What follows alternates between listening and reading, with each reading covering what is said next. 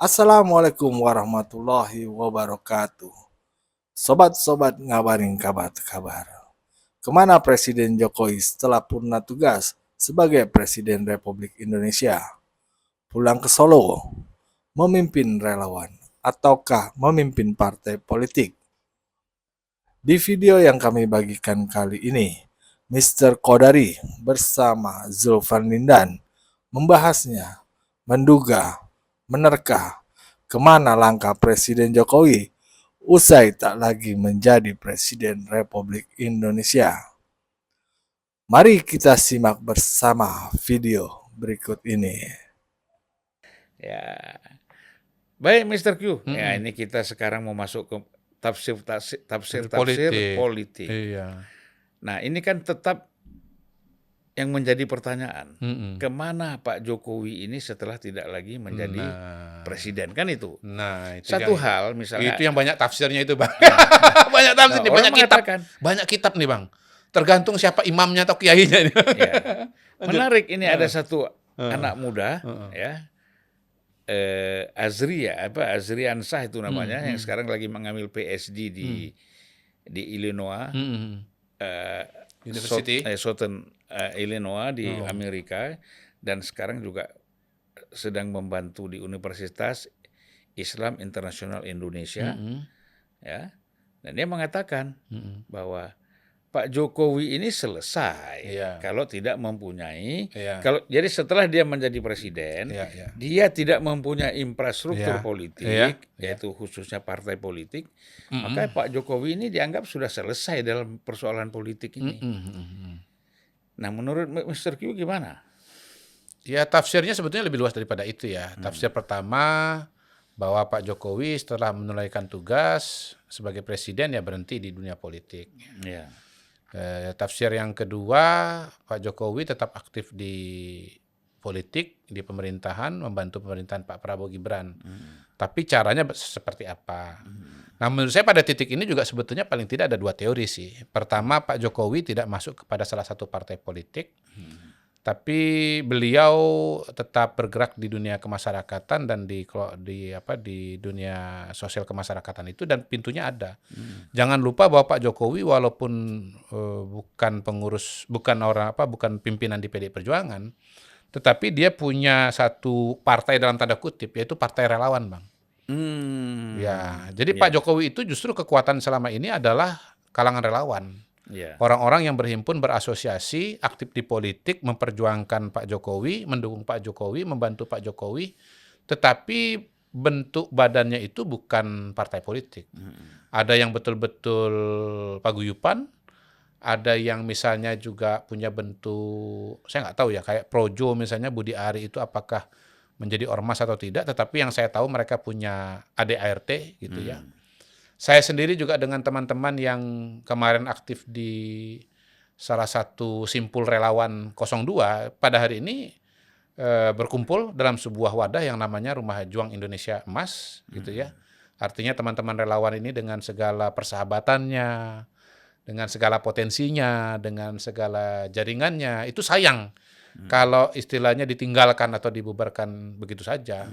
Minimal yang sekarang sudah jadi sahabat, ya persahabatan tetap dijaga gitu loh, Bang.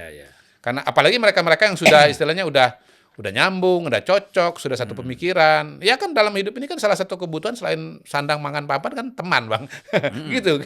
Apalagi kalau udah senior-senior kayak begini nih, Bang. Nah, apalagi kebutuhannya. Kalau nggak ada teman bengong kita. Di samping teman dan kepercayaan. Ya, Bang. Jadi sebetulnya Pak Jokowi ini punya satu segmen kelompok masyarakat yang sangat besar dan luar biasa kalau misalnya yang namanya relawan. Relawan Pak Jokowi ini kan ratusan saya kira kalau di seluruh Indonesia. 400-an katanya. Iya. Jadi sebetulnya Pak Jokowi itu tidak akan kehilangan kehilangan kaki kalau menurut saya di masyarakat, tidak akan kehilangan ruang, tidak akan kehilangan pendukung. Apalagi sampai dengan hari ini ya Pak Jokowi itu masih sangat populer, masih sangat didukung oleh relawannya. Pada Pilpres 2024 misalnya ada perbedaan pilihan jalan antara Pak Jokowi dengan Ibu Mega.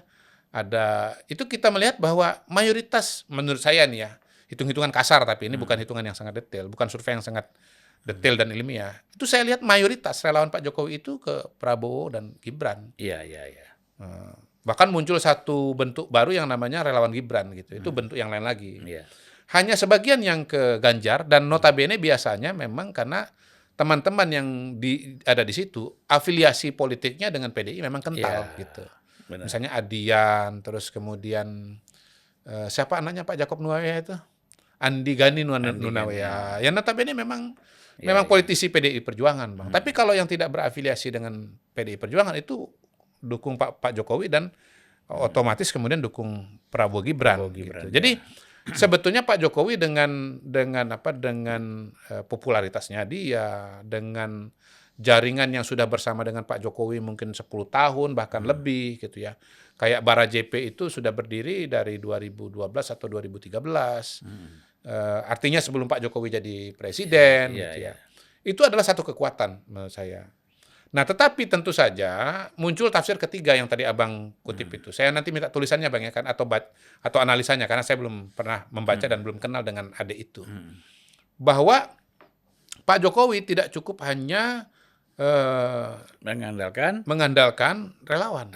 Ya. Karena memang relawan itu dia punya keterbatasan. Relawan itu wilayahnya adalah wilayah sosial. Relawan itu tidak punya tempat dalam proses-proses pengambilan pemerintahan, dalam proses pengambilan keputusan pada masa pemerintahan. Kan kalau kita bicara politik kenegaraan, Bang, ini ada dua fase.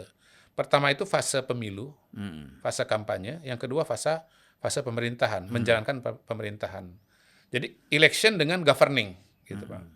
Nah, saya lihat relawan itu posisi terbesarnya dan sangat nyata itu adalah pada saat election.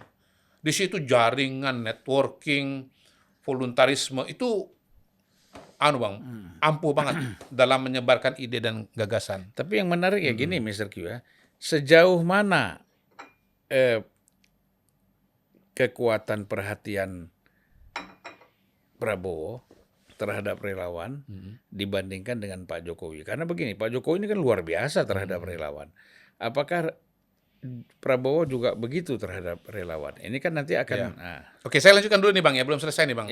Namanya bab tafsir-tafsir nih Bang. Kalau tafsir-tafsir kan biasanya tebel-tebel ya Bang bukunya. Yang Abang terbitkan tuh berapa buku? Berjilid-jilid.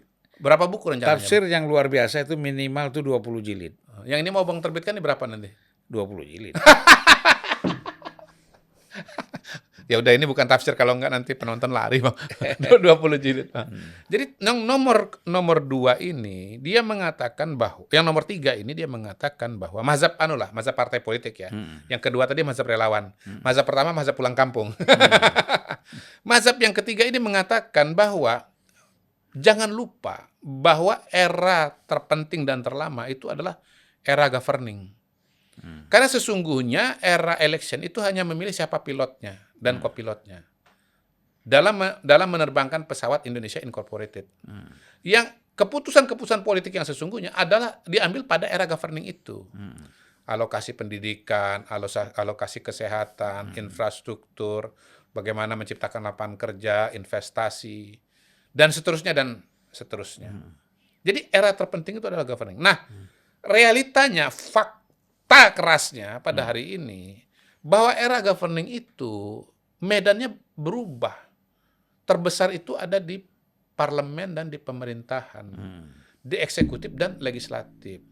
Nah, penubuhan dari eksekutif dan legislatif itu, di situ peran partai politik dominan sekali. Contoh, kalau kita bicara pemerintahan, kita bicara kabinet, saya yakin 50%, 60% diisi orang-orang yang bersumber berasal dari partai politik, Bang. Yang notabene tanpa afiliasi dengan partai politik itu jangan-jangan cuma 30%. Yang jelas bukan orang partai mungkin 20%, 20%-nya lagi atau 15%-nya adalah bukan orang partai tapi terafiliasi dengan partai politik. Dan sisanya lagi adalah partai politik. Abang pasti tahu persis itu. Nah, di DPR malah lebih telak lagi. Nggak ada orang yang bukan partai politik, Bang. Sampai ekstrimnya saya katakan, bahkan Bu Mega. Bu Mega itu dia nggak ada di parlemen. Dia hanya punya akses karena dia adalah ketua partai. Bayangkan kalau Bu Mega itu bukan ketua partai, apa bisa dia berperanan di dalam Nggak bisa. Nggak bisa, Bang. Jadi DPR itu jelas 100% partai politik. Nah, partai politik fungsinya penganggaran, pembuatan undang-undang, pengawasan. Itu yang berlangsung selama 5 tahun itu, Bang. Sehingga ya pengambilan keputusan mengenai alokasi kesehatan, IKN terus apa enggak, ya kan?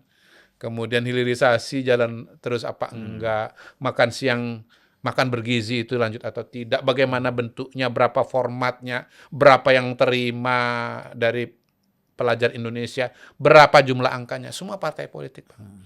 Nah, jadi saya bisa menerima argumentasi yang nomor 3 ini, gitu loh. Bahwa sangat penting Pak Jokowi untuk menjadi pimpinan partai politik supaya bisa mengawasi atau mengawal semua proses-proses yang terkait dengan pengambilan keputusan tadi. Nah, itu mungkin snapshotnya. Nah, kalau makronya, Bang, kita bicara bagaimana cita-cita Indonesia maju, Indonesia emas mau diwujudkan menuju 2045, Bang. Gitu. Iya. Nah, ini kan harus dikawal. Dan pengawalannya, mohon maaf, pengawalan era pemerintahan, bukan era election. Gitu loh. Saya kan pengalaman, kita ini kalau berada di luar pemerintahan atau tidak menjadi bagian dari pemerintahan, sekencang apapun kita teriak, kalau yang di dalam itu tidak peduli atau tidak mau mendengar, kan akhirnya kan yang terjadi kan keputusan final kan tetap kepada partai politik kan, kepada parlemen, kepada eksekutif, Bang. Jadi saya bisa menerima argumentasi itu. Nah, sekarang tinggal kemudian ya sekarang ya Pak Jokowi itu sendiri akan kemana alam pikirannya dari 3 mazhab atau 3 tafsir itu tadi. Pulang kampung, memimpin relawan, ya, kemudian ya memimpin partai politik gitu. Kalau Mr. Q harapannya kemana? 1, 2, atau 3? Kalau saya sama dengan adik tadi itu, saya nomor 3. Saya nomor 3. Menurut saya cara paling baik, paling mantap, dan paling bertanggung jawab ya untuk mengawal agenda Indonesia Maju 2045 adalah dengan memimpin partai politik. Gitu. Ya, kalau gitu kita sama tos Oh, dulu. tos dulu, tos. Sama kita. Argumentasi Abang apa? Atau alasan Abang apa? Yang pertama dari faktor usia masih muda. Ya. Kedua, kita masih memerlukan orang yang memainkan politik ini dengan kepala dingin. Ya. Ya. Sehingga dengan ada dia di tengah-tengah dunia politik kita ini, antar partai, parlemen, eksekutif, yudikatif, kan perlu ada orang yang bisa kepalanya dingin. Ya. Bagaimana untuk mengkonsolidasikan ini jangan saling benturan. Ya memang kan lari lagi. Kalau tidak ada posisi politik yang strategis, nggak bisa kan gitu. Nah jadi saya melihat itu. Selain itu saya ingin menyampaikan juga bahwa saya pernah di PDIP gitu ya. Ada rasa sedih juga gitu ya. Romantisme saya itu mengatakan sedih saya Pak Jokowi itu konflik dengan PDIP, apalagi dengan pribadi Ibu Mega kan gitu.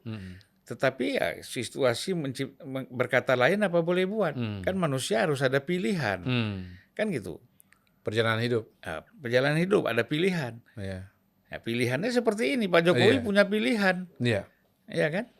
Harus berseberangan, harus berbeda. Nah saya kira itulah memang manusia ditentukan oleh jalannya sendiri. Ya.